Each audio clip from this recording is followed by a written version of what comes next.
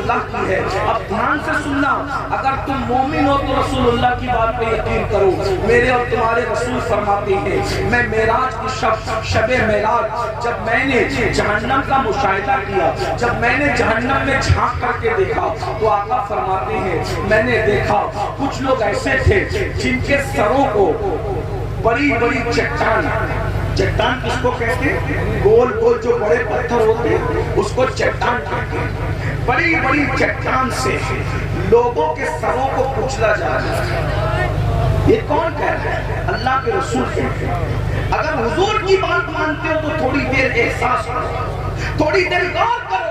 اللہ کے رسول فرما رہے ہیں کہ میں نے دیکھا کہ چٹانوں سے لوگوں کے سر کچلے جا رہے ہیں, اور جب چٹان کے سر پہ ماری جاتی ہے تو ان کے سر ایسے پس جاتے ہیں جیسے لوہے کو چنے پر مارو, ہتھوڑے کو چنے پر مارو تو چنا جیسے پس جاتا ہے, ویسے لوگوں کے سر پس رہے ہیں, لوگوں کے سر ریزہ ریزہ ہو رہے ہیں. اللہ اکبر. وہ رسول رحمت للعالمین ہماری ماؤں سے زیادہ ہم سے پیار کرتے ہیں, ہمارے باپ سے زیادہ ہم سے پیار کرتے ہیں, بلکہ ہمارے نبی کی شان تو یہ ہے کہ ہمارے نبی اپنی جان سے زیادہ اپنی امت سے پیار کرتے ہیں. میرے آقا نے جب دیکھا کہ میری امت کے سر بڑی بڑی چٹانوں سے, بڑے بڑے ہتھوڑوں سے کچلے جا رہے ہیں, اور ایسا ان پہ جب چٹان پڑتی ہے, ہتھوڑے پڑتے ہیں تو ان کے سر ریزہ ریزہ ہو جاتے ہیں, ان کے سر پس جاتے ہیں, تو میرے سرکار نے پوچھا اے جبریل یہ کون لوگ ہیں جن کے سر کچلے جا رہے ہیں, جن کے سر کچلے جا رہے ہیں؟ تو جبریل امین نے عرض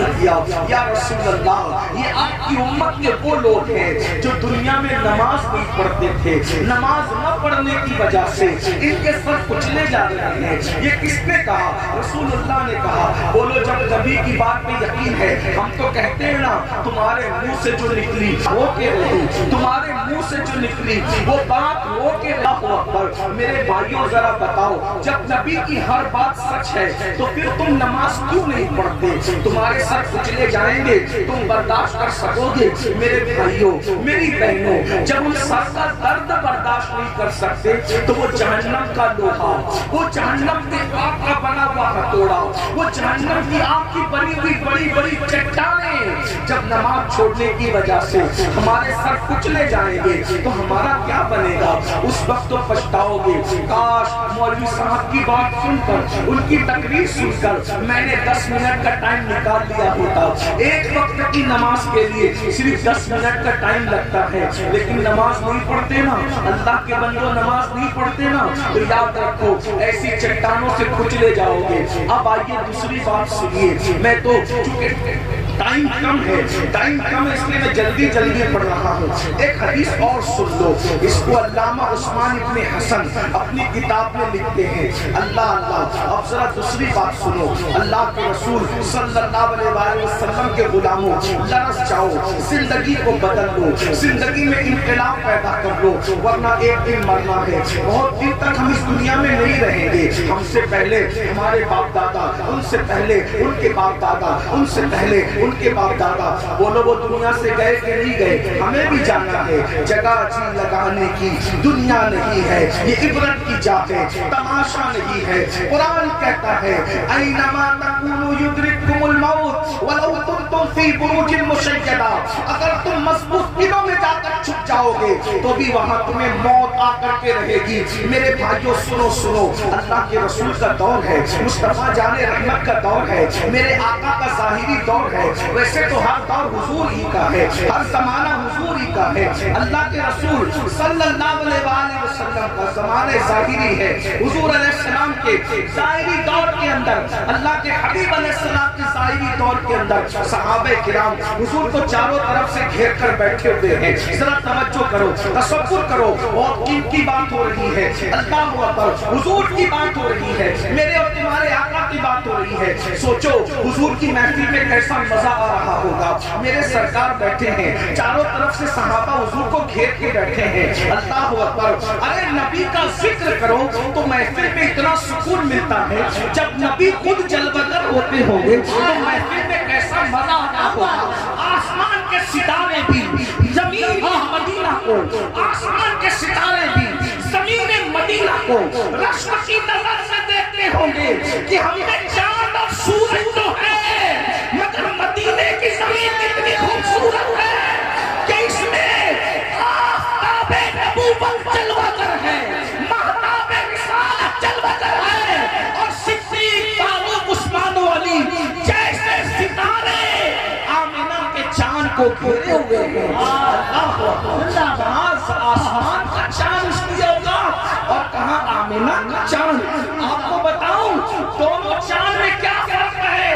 اللہ اکبر۔ ایک مرتبہ ام المومنین سیدہ عائشہ صدیقہ نے آسمان کے چاند کو کہا تھا، او آسمان کے چاند تیری اوقات تو یہ ہے کہ تو صرف رات کو چمکتا ہے، دن کو نہیں چمکتا، سورج کی روشنی میں تو نہیں چمک سکتا، لیکن میرا چاند ہے یہ دن کو بھی چمکتا ہے۔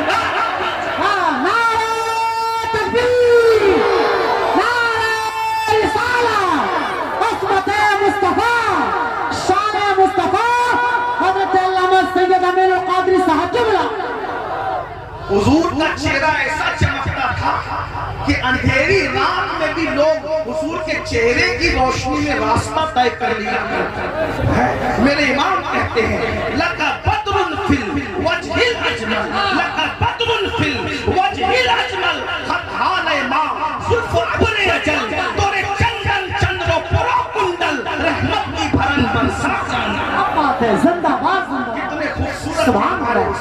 میں تو یہی اپنے نصیبے میں ناز کرتا ہوں کہ ہر مذہب کے آدمی کو چیلنج ہے، تیرے مذہب کا قائد لا، اور اپنے نبی کو ہم بتاتے ہیں ارے ہمارے نبی جیسا خوبصورت کسی کے پاس نہ قائد تھا۔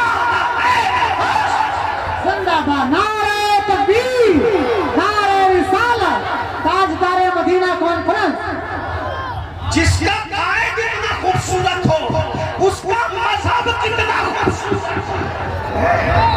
کتنا خوبصورت مذہب ہوگا۔ اپنے مذہب پہ توجہ کرو، اپنے مذہب پہ توجہ کرو، کتنا خوبصورت۔ اگر مذہب کی بات ہے تو سب نبی اسلام لے کر آئے، مگر یہ بھی ہر امت کو چیلنج ہے کہ ہمارا نبی جتنا خوبصورت ہے تم سب کے نبی خوبصورت تھے وہ ہمارے ہی نبی ہے، ہم ایمان سب پر لائے، لیکن جس کا ہم کلمہ پڑھتے ہیں اس جیسے خوبصورت تو حضرت موسیٰ بھی خوبصورت ہے مگر ہمارے نبی کی طرح خوبصورت نہیں ہے، حضرت یوسف بھی خوبصورت ہے مگر ہمارے نبی کی طرح نہیں ہے۔ کیا فرق ہے حسن مصطفیٰ میں اور حسن یوسف میں؟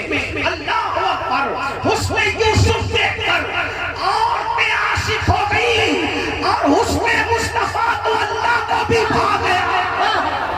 زندہ باد، زندہ باد۔ حسن یوسف پر عورتوں کی انگلیاں ٹکڑے ٹکڑے ہو گئے۔ توجہ، حسن یوسف پر عورتوں کی انگلیاں ٹکڑے ہو گئی اور میرے نبی کی ایک انگلی کو دیکھ کر چار ٹکڑے۔